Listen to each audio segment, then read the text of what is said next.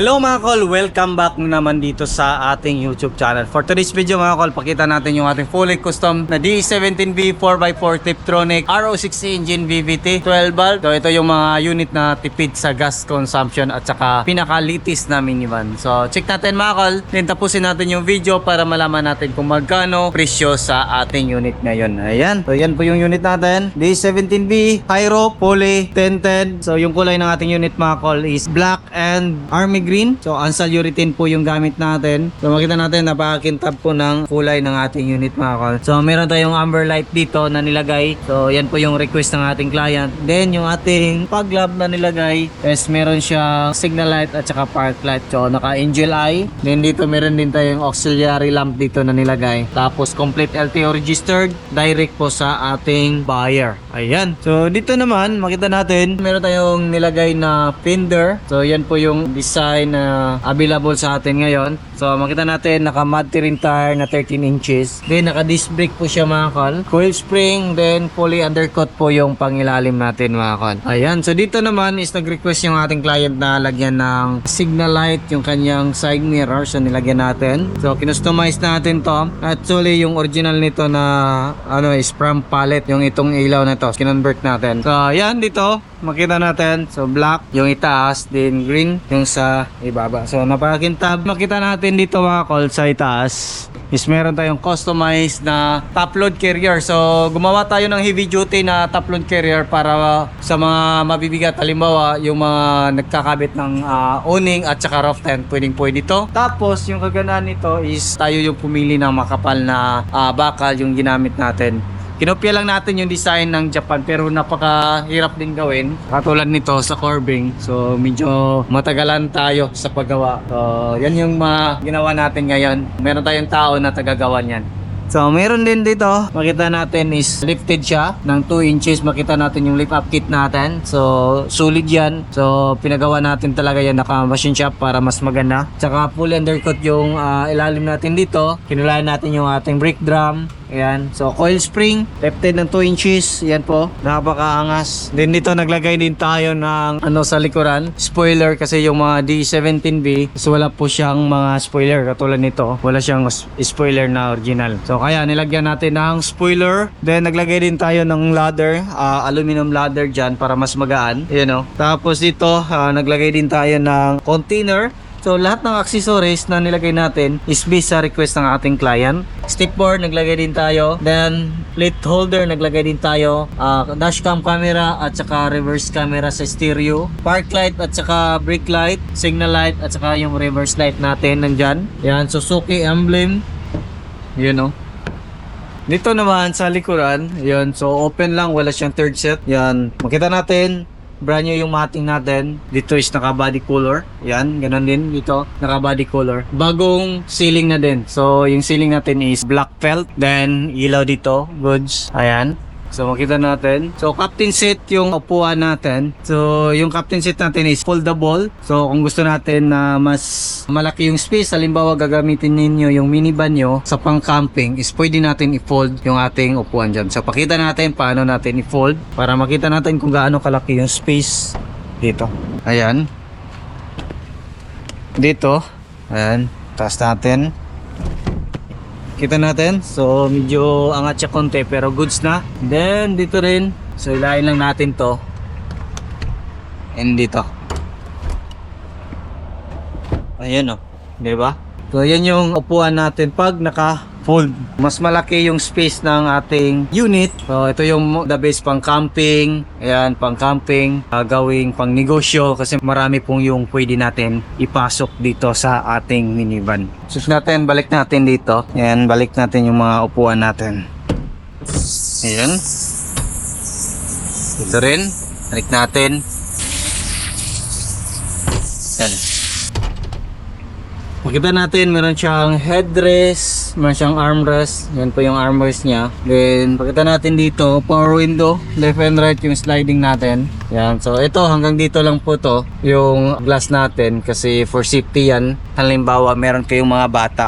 So, yan po yung safety niya. Then, makita natin dito, meron siyang bottle holder. Then, dito, meron siyang child lock. Ayan, kita natin. Ito yung child lock niya sa gilid. Ayan. manual sliding. So sa mga D17V is wala po siyang power slide. Basta mga V variant, D64V, D17V is manual sliding po yung mga sliding door natin. Ayan po. So kita natin dito, meron tayong extra mini fan, meron din tayong mga handle dito, left and right. Ayan. So ito is kadalasan sa mga personal unit namin is hindi kami naglalagay ng mini fan, pero depende na yan. May mga client kasi is gusto nila ng merong extra fan, kaya naglagay kami. Ayan. So makita din natin dito sa uluhan ng driver side. Ayan. At saka passenger side sa harap. Makita natin meron tayong headroom dito. Marami po yung pwede ilagay natin dyan. Ayan o. Diba? So meron din tayong dashcam. Kompleto din sa sun visor. Magkabilaan po yung sun visor natin. Ayan. So ito naman yung legroom natin dito sa passenger. Makita natin. Magkabilaan yung bottle holder. Meron din dito. Yan. Then meron din tayong mga extra lagayan dyan. Ayan o. So punta tayo dyan sa harap. Dito naman tayo. Kita natin. Back to original yung kulay ng plastic dito. Then meron siyang extra lagayan. Power window. Goods. Ayan. So dito naka-child lock to, hindi ma-open sa loob. Ayan. Makita natin. Goods. So, function, lahat ng window natin sa sliding. Then sa harap, goods, left and right, function. Ayan. Then yan, top bottle holder. Meron din siyang cup holder dito. So ito, nakalimutan natin. Yung ating auto fold. Ayan, goods, left and right, auto fold siya. Ayan. Then adjust left. Ayan, taas and baba. So goods, kabila, right side. Ayan, so goods lahat, up and down. So function lahat ng retractable and auto fold sa ating side mirror. So dito naman sa dashboard natin, yan, back to original yung kulay ng dashboard. Then dito is meron tayong cup holder, fog lamp switch, at toggle switch yung nilagay natin na heavy duty 4x4 switch. Ayan, headlight adjuster. Ito is wala na to, hindi na natin pinafunction to. Ito is lagyan pa natin to ng steering wheel cover. Then makita natin dito meron tayong digital temperature gauge kasi gusto ng customer na meron siyang monitoring sa kanyang temperature. Ayan. So naka 9 inches Android touchscreen stereo with reverse camera, hazard switch, aircon switch, blower switch. Ayan. Then dito makita natin Tiptronic. So pwede manual, pwede automatic. Dito automatic mode. Then dito is manual mode. Ito is yung reverse natin. Reverse light, goods. Then makita natin reverse indicator. Then neutral. Yan, neutral.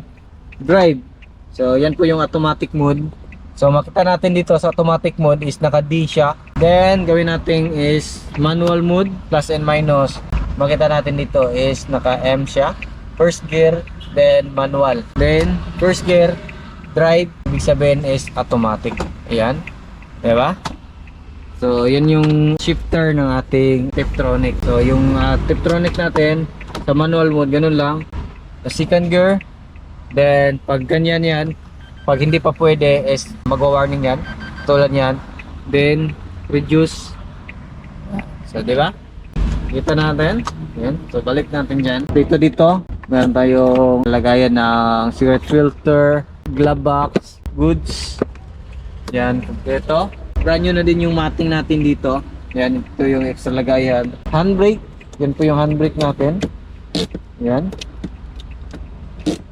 Then makita natin yung ating brake pedal, accelerator pedal. Then yung ating matting. Ito yung legroom natin. Yan. So yan yung makikita natin dito sa dashboard natin.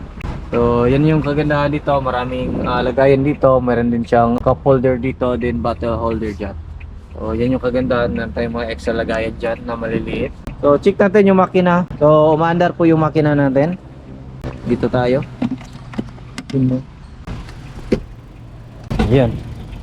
So meron siyang insulator. Original po yan na insulator. Meron din siyang rubber dito. Yung iba is magbebento kaya sisingaw. So dapat hindi siya sisingaw. Yung iba ina-advise namin na lagyan ng insulator din dito. Then makita natin yung makina natin is RO6 engine VVT. Ayan, ito yung VVT solenoid niya. 12 valve, 3-cylinder inline. So naka timing chain na din to mga kon. Kita natin yung ating injector sa 2-3. PCV valve, dito tayo mag-refill ng oil. Ignition coil at saka spark plug nandito. Yung ating oxygen sensor. Then ito naman yung ating camshaft sensor. Ayan. So temperature sender nandito. Then ito yung socket, yung isa socket sa knock sensor. Yung knock sensor natin is nasa ilalim dyan. So check natin sa kabilang side. Ayan. Ano, nabakintab ng kulay ng ating unit. So review natin lahat to. Chassis number nandito. Stock opener nandito. So goods. So naglagay din yung customer natin ng chrome dito. So yan yung pinalagay. AGS oil, makita natin yung ating throttle body, full electronic na yan mga kol. So yung accelerator natin is ano na siya, electronic, wala na siyang keyboard. So accurate po yung binabato na information ng ating pedal papunta dito sa ECU. Then ECU natin papunta dito sa throttle body natin. Alternator, aircon compressor, dito tayo mag-check ng engine oil. Yan, bagong change oil yan. Fully synthetic yung nilagay natin. Air filter housing, ECU, din ito yung main fuse box natin. Ayan, ganda ng andar ng makina natin. So check natin sa hood natin. Ito naman sa hood natin. Yan po yung coolant natin. Then windshield washer reservoir, brake fluid reservoir. So yan po yung setup natin. Yung conversion natin mga kol is baki conversion, o yan yung tinatawag na secondary gearbox. So yung secondary gearbox natin is from Kia Bongo. So yan yung nilalagay natin para ma-convert natin from right hand drive to left hand drive yung ating minivan. Isa din yung dahilan bakit nag-focus kami sa secondary gearbox or baki-baki, para original po yung rack natin sa ilalim. So kung kailangan natin ng parts, mas madali tayong makabili. So about naman sa parts sa mga ganitong unit mga kalis, marami na pong parts from engine hanggang sa transmission at saka under chassis. So yan po yung ano natin, nagpo-provide din tayo ng mga parts kung kailangan nyo ng parts. So message lang kayo sa Dudong Lagan Auto Parts and Auto Trading. So dyan po yung available parts na natin pinopost. So yung presyo nito mga kol is umabot po siya ng 470,000. So all in na po yan, sama yung upgraded. Pero sa ngayon is yung basic setup nito, naka mag wheels na, is nasa 350,000 4x4 na captain seat. Dati is 330, ngayon is nagmahal yung supplier natin kasi sa bidding, kasi binibid nila to bago makuha yung ating mga minivan. So yung mga ganito is 470, 350 yung hindi upgraded. Dati is nasa 330 lang tayo. Ngayon is medyo nagtaas po tayo. So yan lang siguro yung ating vlog for today. Maraming salamat po sa iyong patuloy na pagsubaybay sa bago lang sa ating channel. Don't forget to like, share, and subscribe. Then click na rin yung notification bell para updated kayo sa ating next video uploads kayo. Ingat po mga call and bye bye. God bless po.